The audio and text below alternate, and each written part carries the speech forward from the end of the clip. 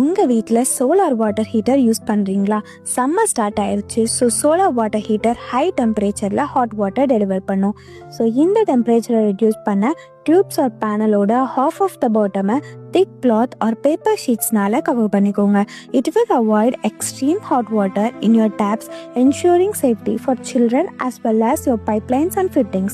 It will also enhance the life of your tanks.